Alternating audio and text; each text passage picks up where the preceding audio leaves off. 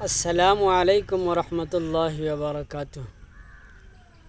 دوستو، امید ہے کہ آپ تمامی حضرات خیر و عافیت سے ہوں گے۔ اللہ تعالیٰ سے دعا کرتا ہوں کہ اللہ تعالیٰ آپ سب حضرات کو صحت و عافیت کے ساتھ باقی رکھیں۔ میں ہوں آپ کا اپنا احسان قاسمی۔ دوستو، ہم اور آپ جان رہے ہیں کہ ابھی ہماری عورتوں کے مخصوص مسائل کے تعلق سے ایک سیریز چل رہی ہے۔ اسی تعلق سے ہم آپ کی خدمت میں حاضر ہوئے ہیں۔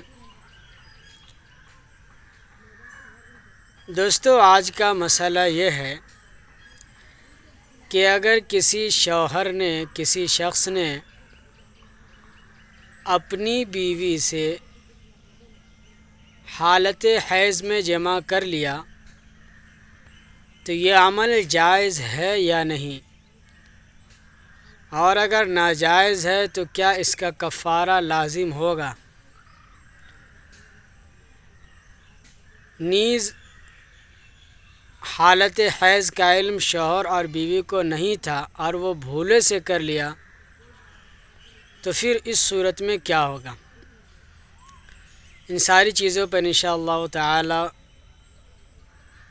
آپ کے سامنے باتیں آئیں گی۔ دوستو، اگر کسی شخص نے اپنی بیوی سے حالت حیض کے اندر جمع کر لیا، سیکس کیا، تو اس صورت کے اندر حالت حیض کے اندر چونکہ جمع کرنا حرام اور ناجائز ہے، اللہ تعالیٰ نے قرآن کریم کے اندر فرمایا ہے وَيَسْأَلُونَكَ عَنِ الْمَحِيضِ قُلْ هُوَ أَذًى فَاعْتَزِلُوا النِّسَاءَ فِي الْمَحِيضِ،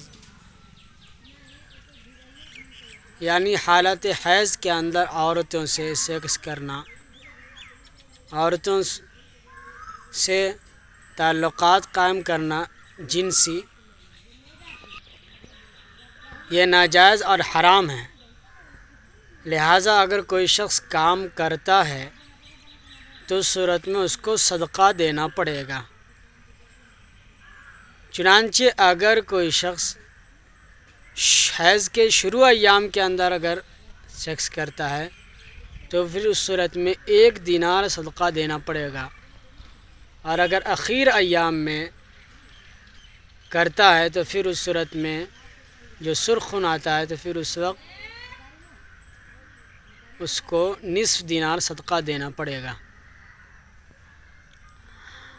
اور اگر کوئی شخص ایسا ہو کہ اس کی وائف کو یعنی بیوی کو یہ معلوم نہ ہو اور ہسبینڈ یعنی شوہر کو بھی یہ معلوم نہ ہو کہ ماہواری چل رہی ہے، شروع ہوئی ہے یا نہ شروع ہوئی ہے، اور اس نے جمع کر لیا، سیکس کر لیا، تو پھر اس صورت میں چونکہ یہ جمع کرنا تو حرام و ناجائز تھا، لیکن چونکہ علم نہ ہونے کی بنا پر ہوا ہے، اس لیے اللہ تعالیٰ سے توبہ استغفار کرے اور توبہ استغفار کر کے اللہ تعالیٰ سے اپنے گناہوں کی معافی مانگے۔